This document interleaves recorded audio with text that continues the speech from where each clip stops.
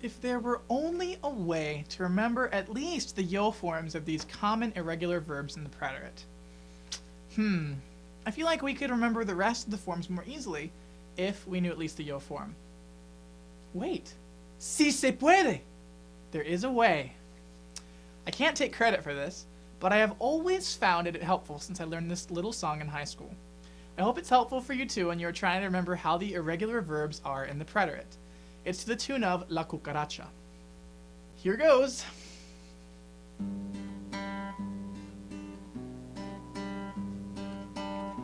Tener estuve, estar estuve, ir es fui también ser, poner es puse, poder es pude, traje es para traer, hacer, hice, haber, hube, saber, supe, querer, quise, decir, dije, venir, vine, verb y dar no acentos. Tener estuve, estar estuve, ir es fui y también ser, poner es puse, poder es pude, traje es para traer, hacer, hice, haber, hube, saber, supe, querer, quise, decir, dije, venir, vine, verb y dar no acentos.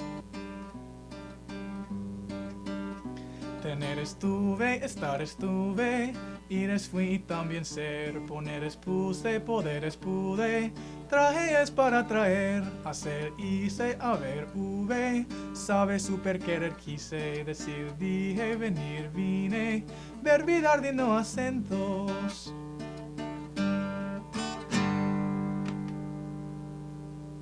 Notice how I give the yo form of all the verbs so that you can figure out the rest. There is one slightly odd one also that you might have noticed. In one of the lyrics it says, haber es hube. I haven't had a video on haber. Haber is the verb that we get in the present tense, I, from. There is or there are. Now in the preterite, for there was or there were, we would say hubo. Okay? Now for the rhyme of the song, the person who had created it put hube in there.